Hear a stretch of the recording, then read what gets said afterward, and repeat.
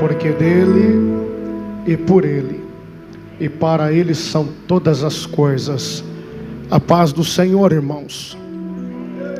Livro de 1 Samuel, capítulo 17, localize o verso de número 47.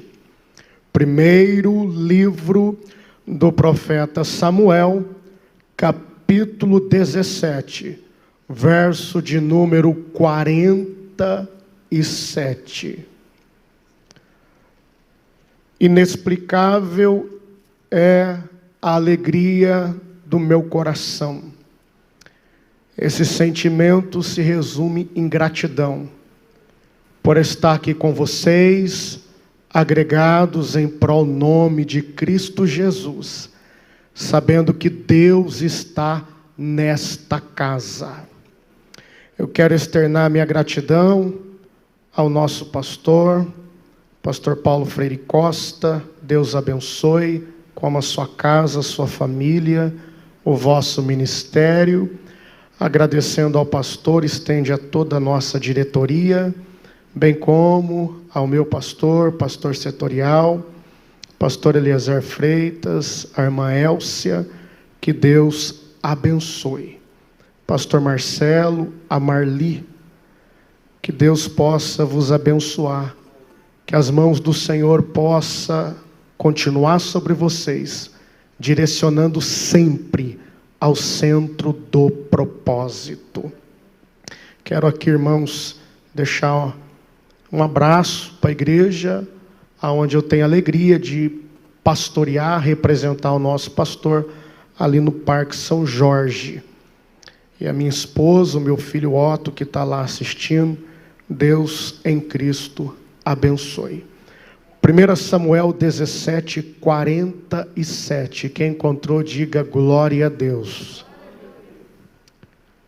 E saberá toda esta congregação que o Senhor salva, não com espada, arma que mata perto, nem com lança, arma que mata longe, porque do Senhor é a guerra, e Ele entregará nas nossas,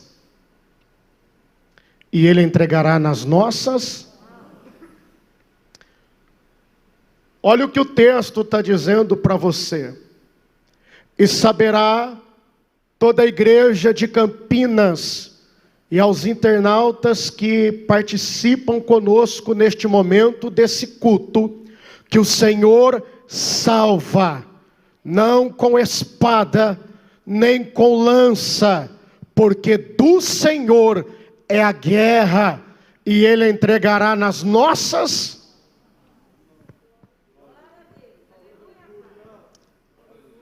Eu sou completamente apaixonado pela biografia de Davi. A história de Davi me fascina, me encanta. Na Bíblia Sagrada há 66 capítulos dedicados a Davi. São 59 versículos no Novo Testamento, referência a Davi. Davi se destacou por ter um coração voluntário, quebrantado, humilde, servo. Davi marcou o seu tempo, a sua história, como o maior rei de Israel, um líder extraordinário, um grande poeta, um excelente músico. Mas também a Bíblia menciona nos pormenores o seu fracasso, que deu origem à sua queda, o adultério, o homicídio. Mas não podemos esquecer que esse Davi que pecou, esse Davi que falhou, esse Davi que fracassou, ele por 2 vezes na Bíblia Sagrada, ele é mencionado como sendo o homem segundo o coração de Deus. Estamos diante desse texto que registra o embate, o combate, a batalha entre o Davi e o Golias. Há quem diga que a batalha do século fora entre Anderson Silva e aquele americano no octógono de Las Vegas. Está completamente enganado. A batalha do século, quem narrou foi a Bíblia Sagrada, entre o Davi e o Golias. Golias não tem histórico de vitória. Não há nenhum registro sequer de uma batalha que ele venceu. Agora Davi, você sabe muito bem, ele tem histórico de vitória, porque um dia ele venceu o leão, outro dia ele venceu o urso, e esse gigante aqui está prestes a cair no nome santo de Jesus. Ora, mas antes desse embate, antes desse combate, antes desta batalha, algumas coisas estão acontecendo no cenário de Israel. O primeiro fato que está ocorrendo é que o povo está afastado de Deus. 1 Samuel capítulo 7 vai dizer que o povo estava afastado de Deus, longe do altar, longe da adoração. O povo não queria mais compromisso com Deus. O segundo fato que está acontecendo em Israel, enquanto Davi está no pasto cuidando das ovelhas de seu pai, foi a mudança de governo. Quem conhece Bíblia sabe muito bem que a princípio era o regime teocrático. Deus regia a nação através da vida do profeta Samuel.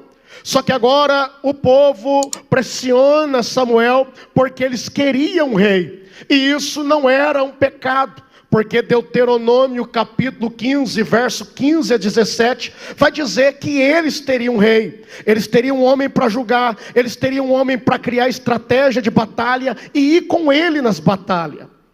O erro deles foi querer ser igual às outras nações. A terceira coisa que ou terceiro fato que está acontecendo em Israel, é que o homem que subiu ao trono, ele foi rejeitado. Primeiro livro do profeta Samuel, capítulo 16. O texto é bem claro em dizer: e Deus rejeitou a Saul. O Reino Unido em Israel teve duração de aproximadamente 120 anos. Saul reina por aproximadamente 40 anos, posteriormente Davi 40 anos e depois Salomão mais 40 anos.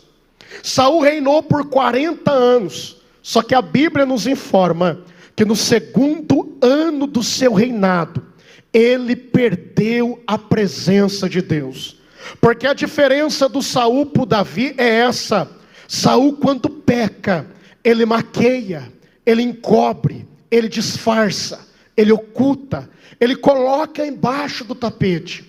E fazendo isso, ele não tem um reino confirmado, porque no segundo ano do seu reinado, a presença de Deus já não estava mais com Saul. Perceba, ele tem trono, mas não tem a presença.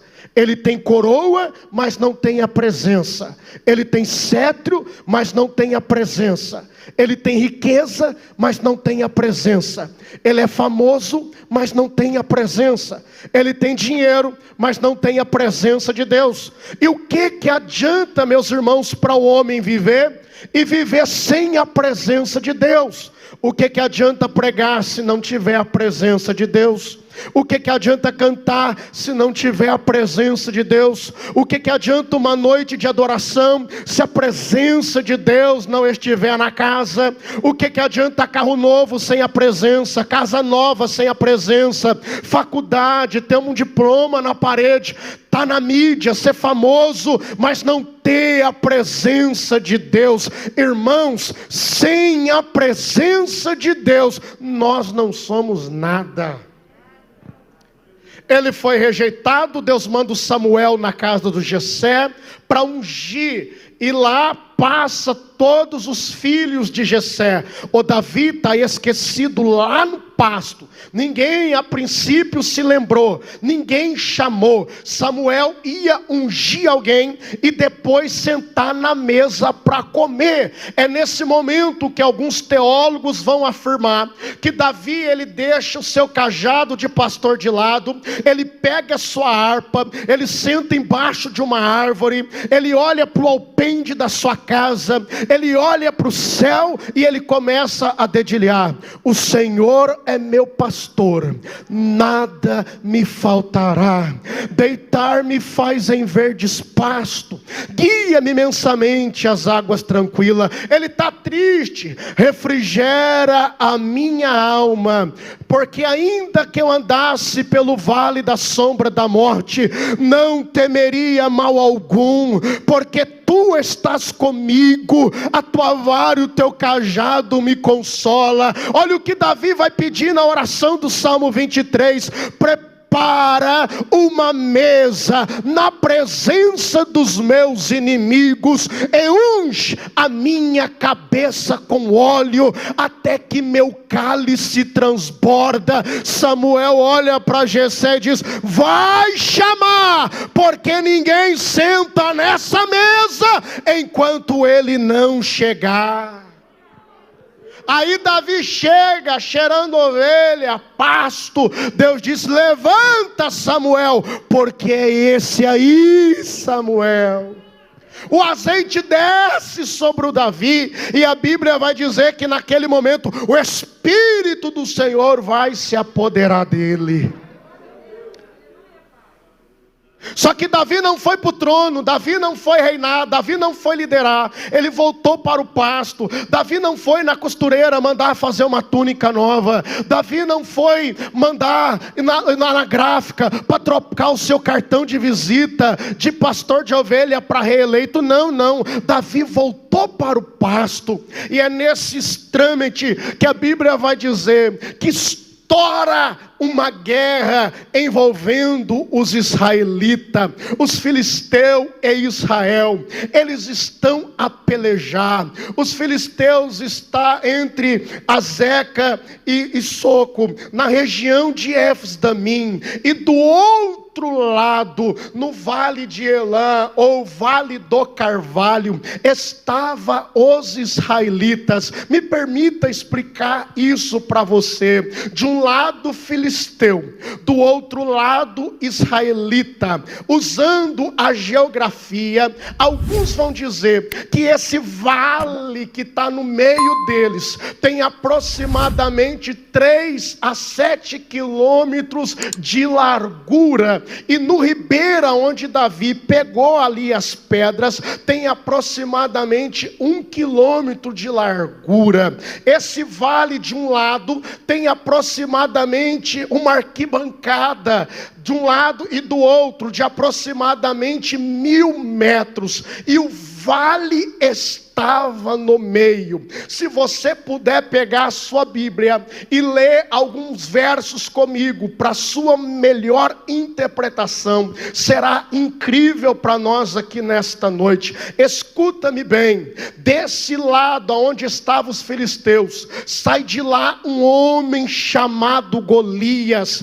Ele tem aproximadamente 2,93 metros. Há quem diga que pode ser que ele tem 3,20 de altura. Era um homem que tinha era uma montanha em forma de homem. Era um homem gigantesco. Ele estava completamente armado. Ele estava com armaduras de aproximadamente 70 quilos que pesava. Embaixo da sua armadura, o Golias estava com uma roupa, uma espécie de uma borracha de 2 centímetros de espessura, com a sua armadura preparada em cima. Ele estava muito bem preparado para uma guerra. Só havia um frio juízo na sua testa. E na frente do Golias vai um homem de aproximadamente 1,80 m. É o seu escudeiro, porque Golias era gigante e ele sofria de 3 doenças. A primeira doença é que a visão dele não era muito boa, e o escudeiro vai na frente dizendo: ele foi para a direita, ele foi para a esquerda. O escudeiro vai analisando e mostrando para o Golias aonde está o seu inimigo. Por nome de Davi, ele sofre de perca com ossos frágeis e perca de mobilidade. Você já percebeu que uma pessoa muito grande às vezes é meio engonçado para andar? Esse é o Golias. Só que Golias vai fazer um desafio. Ele não quer 2 grupos brigando, ele não quer a batalha entre 2 exércitos, ele quer um homem. Então ele vem, verso de número 8, ele vai dizer: que desça a mim um homem para lutar, que desça a mim um homem para pelejar, que desça a mim um homem para guerrear, e se me vencer, nós aqui seremos os vossos servos. Porém, se eu vencer, a partir de agora vocês serão o nosso servo. Era uma batalha no singular, era 1 contra 1. Só que o texto vai dizer que nesse exato momento, pastor Wesley, o Saul está temendo e com medo. Se o líder está temendo e tem medo, imagina o seu exército. Todos eles temeram e recuaram e voltaram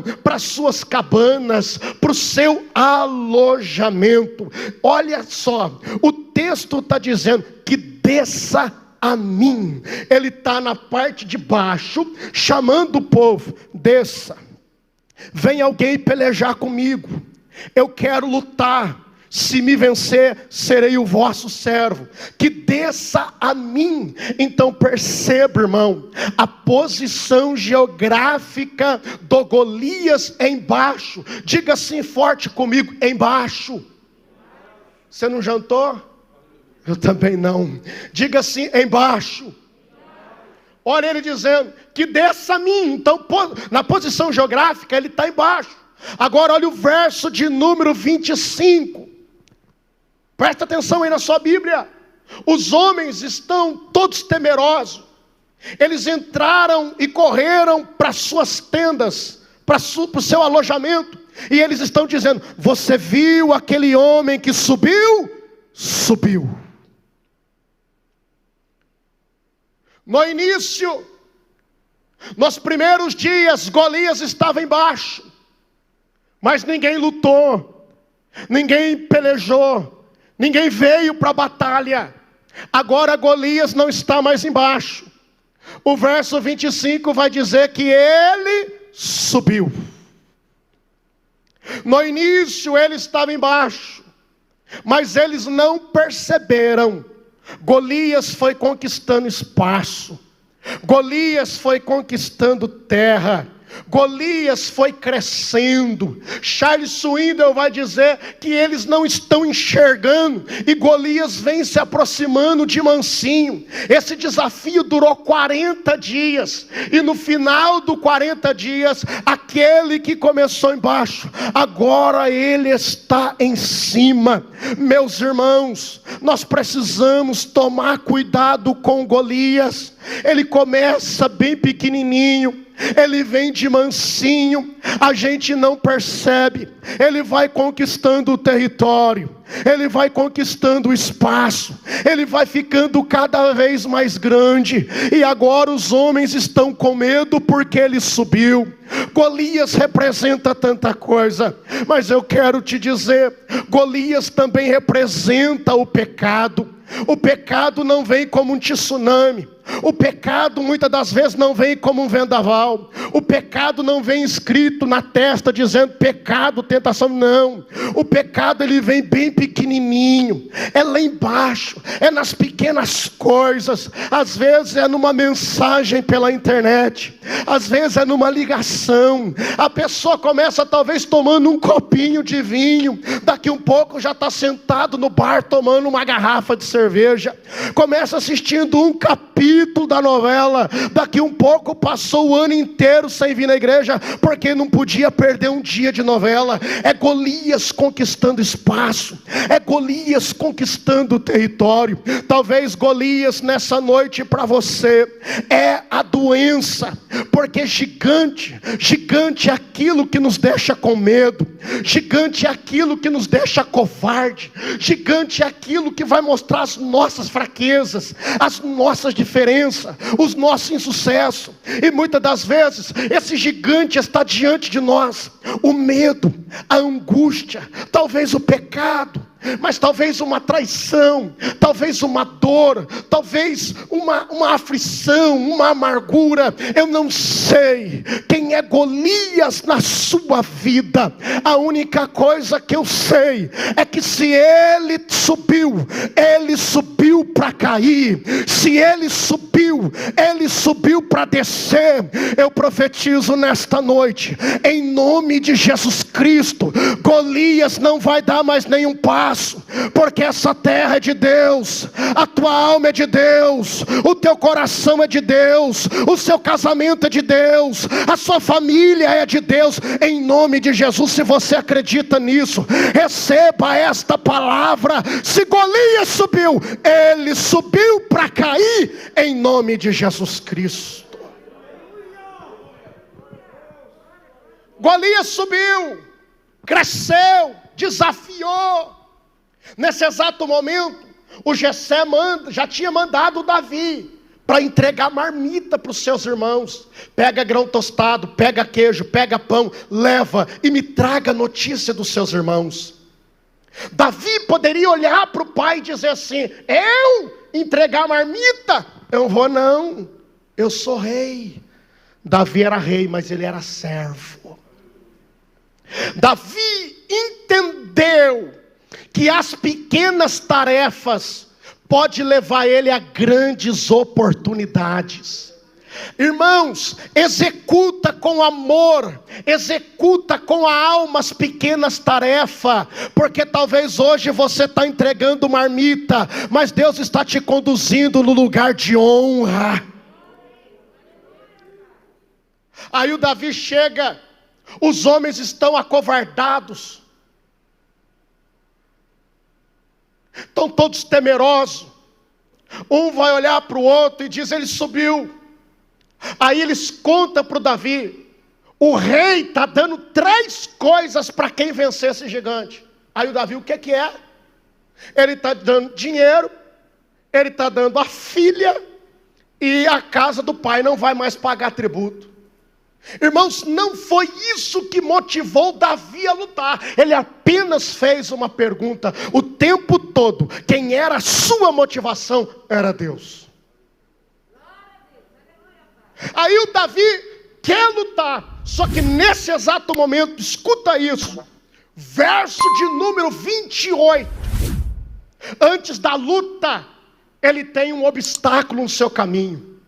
Eliabe, seu irmão, ele escuta as palavras verbalizadas pelo Davi. E ele diz: o que você está fazendo aqui? Eu conheço a sua presunção. Eu sei que de fato que você veio aqui para ver a guerra. Com quem você deixou as poucas ovelhinhas? Perceba, Eliabe está pisando no irmão menor. Eliabe está humilhando. Por quê? Porque talvez há quem diga que ele guardou uma mágoa do Davi. Porque lá na casa do seu pai, quem foi ungido foi o Davi. Não pode desprezar a lei da primogenitura. Na tradição judaica, segundo o rabino Benjamin Blatt, o líder da casa, quando o pai não está, é o irmão mais velho. Então, na casa de Jessé, quem foi ungido foi o Davi. Eliabe guardou uma mágoa. Talvez a inveja tomou conta do coração, porque no capítulo 16 você vai ver todas as qualidades do Davi. Então ele pensa: o Samuel não está aqui, o Jessé não está aqui, então eu vou humilhá-lo, eu vou desprezá-lo. E assim ele faz, porque ele guardou ressentimento na sua alma. Queridos, ele não consegue perdoar, ele não consegue viver bem, porque a inveja, o sentimento negativo por Davi tomou conta do coração. A medicina, ou melhor, os psicólogos estão o tempo todo dizendo que doenças estão se agravando por pessoas guardar mágoa, guardar ódio, pessoas que não conseguem liberar o perdão dentro do coração. O Eliabe, ele está desprezando, ele está pisando, ele está humilhando Davi, porque para o Eliabe, o Davi é só um pastor de ovelha, mas para Deus, Davi é rei. Irmão, nunca despreze aquele que está do seu lado hoje. Thomas Edison, aquele que aperfeiçoou essa lâmpada, um dia ele disse: não despreze aquele que está do seu lado hoje, porque você não sabe quem ele será amanhã. Você lembra do Paulo? O Paulo, na primeira viagem missionária, o João Marcos fracassou. Quando o João Marcos fracassa, volta embora, eles foram para a próxima viagem. Nessa segunda viagem, a Bíblia vai nos informar que o Barnabé quer levar o João Marcos. Só que naquele exato momento, Paulo diz: não vai levar o João Marcos. Há uma briga entre os dois e eles se separam. Só que lá na segunda carta do apóstolo Paulo a Timóteo, no capítulo 4, quando Paulo está na sua segunda prisão, dentro de uma masmorra fria, úmida, fedorenta, o texto vai dizer que ele escreve carta para Timóteo e diz assim: só Lucas está comigo, quando você for vir, traga João Marcos contigo. Sabe o que Paulo está dizendo? É para nós aprendermos a lidar com os nossos sentimentos. Porque aquele que está do seu lado hoje, talvez ele não pode ser útil, mas amanhã ele servirá. Paulo está dizendo assim: não despreze aquele que está do seu lado hoje, porque amanhã ele será útil. Ele entendeu o tanto que João Marcos fez falta no seu ministério. Ele está dizendo: ele é importante agora. Queridos, o que eu quero dizer é que para o Eliabe, Davi é só pastor, mas para Deus ele é rei. Talvez aquele que está do seu lado hoje não serve para nada na sua ótica, na sua visão, mas amanhã, quando Deus colocar a mão, é aquele que vai te ajudar. Ele pode ser o patrão da sua empresa, ele pode ser aquele que vai te estender as mãos. Olha o verso de número 30. Eliabe está querendo brigar, Eliabe está querendo luta, Marli. Só que olha o que o texto diz: e desviou-se Davi. É caramandô, Vidácia. Davi, ele está nos ensinando uma grande lição nessa noite. A cachomanto besse. Ramacamandô viragassura mandavácia. Davi está nos dizendo assim: preste bem atenção, aprenda a priorizar as suas batalhas. Para de brigar com o pai, para de brigar com a mãe, para de brigar com os vizinhos, para de perder tempo com fofoca, com briga, com contenda, com intriga. Isso não vai servir para nada para você. Para de brigar com a sociedade, para de brigar até mesmo com a comunidade cristã. Eles não são seu inimigo. O que Davi está dizendo assim: eu sei que o Eliabe não é o inimigo, meu inimigo. Eliabe é só um agente que está querendo tirar minha força, está querendo tirar minha energia. Davi entendeu, ele tem um gigante que está por detrás do Eliabe. Irmãos, o nosso inimigo é o mundo, é o pecado, o nosso inimigo é o diabo. Para de gastar suas forças com Eliabe, para de perder tempo com Eliabe. Sabe o que Davi está dizendo? Sai da frente, Eliabe, sai da frente, Eliabe, sai da frente, Eliabe. Eu sei que eu tenho um gigante por detrás para derrubar. A Bíblia vai nos informar que levaram o Davi até Saul. E Davi vai dizer assim: eu quero lutar, eu quero ir na peleja. Quem é esse incircunciso para afrontar o deserto, o exército do Deus vivo? Aí quando Saul olha, aquele menino vai dizer assim: não tem como você lutar, porque você é um menino, ele é um especialista em guerra, olha o tamanho do homem. Aí Davi vai nos ensinar a terceira lição.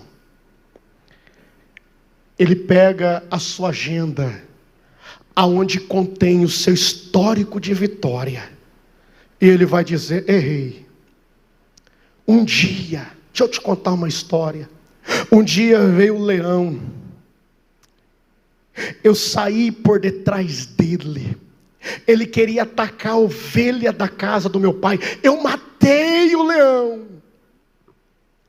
Outro dia veio o urso, e ele veio para pegar a ovelha, e eu saí e matei o urso. O Deus que me deu vitória contra o leão, que me deu vitória contra o urso, me dará vitória contra esse gigante. Pelo amor de Deus, aprenda a contemplar suas vitórias do passado. A pior coisa do ingrato é que ele tem memória curta. O ingrato não lembra daquilo que aconteceu lá. Muitas das vezes, quando nós estamos diante do gigante na nossa frente, nós ficamos o tempo todo lembrando dos insucessos, dos fracassos, dos pecados, das derrotas. Pelo amor de Deus, traga à tua memória aquilo que te dá esperança. Diante desse gigante, lembra daquilo que Deus fez lá. É necessário olhar para trás, é necessário olhar o retrovisor, é necessário, porque o Deus que deu vitória contra o leão é o mesmo Deus que deu vitória contra o urso, e é o Deus que colocará esse gigante no chão. Traga à sua memória aquilo que te dá esperança. Deixa eu refrescar a sua memória, pelo amor de Deus. Quem foi que abriu essa porta de emprego para você? Em meio a esta crise de pandemia, quem é que está preservando a sua saúde? Você vai para tudo quanto é lado, mas quem é que está te guardando? Já passaram mais de 120 mil pessoas que morreram, pastor Renato, e Deus tem cuidado de nós. Quem é que tem te dado saúde? Quem é que permaneceu você lá naquela empresa? Muitos foram mandados embora, você está lá. Quem foi que te curou lá atrás? Quem foi que te deu vida lá atrás? Quantos muitos acharam que ia morrer? Quem foi que te deu essa família? Quem foi que te deu esse casamento? Quem foi que te deu esses filhos? Quem foi que te deu essa faculdade? Quem foi que te ajudou a comprar esta casa própria? Foi o Deus do leão. Foi o Deus do leão. Em nome de Jesus Cristo, nessa noite, olha para o retrovisor. Há um gigante na tua frente, mas o Deus do leão é o Deus do urso. O Deus que deu vitória contra o leão, Ele dará vitória contra esse gigante.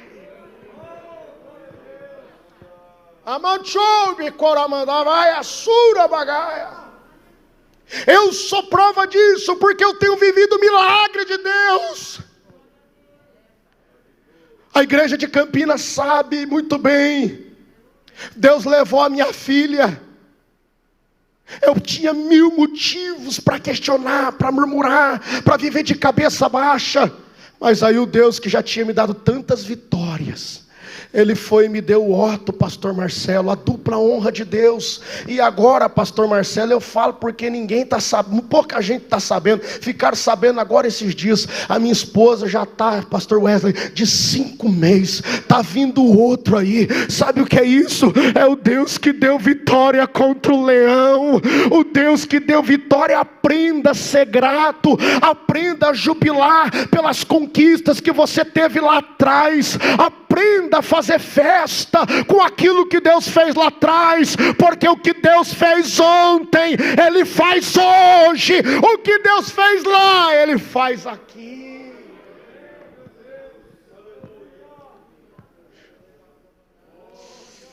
Amanhã show, bicora mandava a sura vagasse. Oi, comantou me desce, caramandácia. Davi vai para o campo da batalha. O texto vai dizer que o Saul, ele corre e se esconde. O Davi, ele corre para a batalha. Porque Davi confiava plenamente em Deus. Em nenhum momento Davi diz, eu fiz, eu ganhei. O tempo todo ele diz, o Senhor Deus, o Senhor dará. O Senhor deu, o Senhor dará. O Senhor deu, o Senhor dará. O Senhor deu, o Senhor dará. O Senhor deu, o Senhor dará. Irmão, deixa eu te dizer, o Saul não quer pelejar porque ele sabia que morreria lá, porque a presença de Deus já não estava mais com ele. Amigo, se você tem a presença, fica tranquilo, entra na guerra, porque essa guerra não é sua, essa guerra é do Senhor. Se coloca de pé, o relógio foi. Davi corre para a batalha. Nesse exato momento, o Golias, ele está olhando para o Davi dizendo, você vem a mim com pau, com pedra.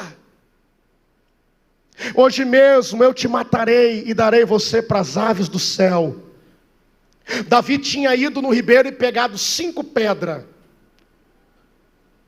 Não é que ele estava dizendo, talvez na primeira, na segunda eu erro, eu vou ter outra, não.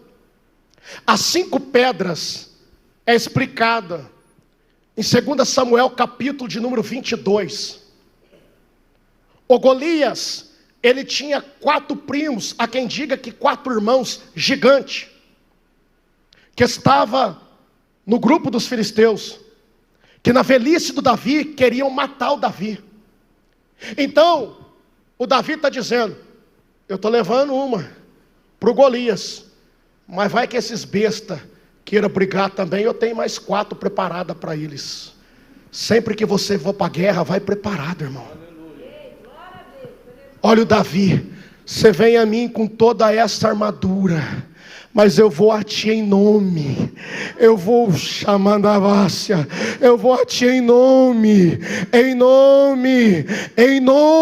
do Senhor dos exércitos. E o texto diz, caiu Golias. Eu venho profetizar nessa noite, eu não sei qual é o tamanho do seu Golias, eu não sei qual é o gigante que está te afrontando, só que ele não está mais em cima, ele está embaixo. Caiu Golias, caiu Golias, caiu Golias, caiu Golias, jubila, caiu Golias. Olha o que o texto vai dizer, pastor Marcelo, que quando ele cai, o Davi vai lá, sem arma, sem nada, ele mata o gigante, ele pega a espada do gigante e corta a cabeça, e ele pega e levanta assim. Mas entenda uma coisa, eu sei que você já deve ter assistido muitas lutas de UFC, quando vai entrando um, todo mundo jubila. O Golias estava entrando, todo mundo dizendo, Golias, Golias, Golias. Quando o Davi vem para frente da batalha, há um silêncio em Israel. Ninguém aposta nele aqui embaixo, porque eu imagino lá em cima Deus, Davi,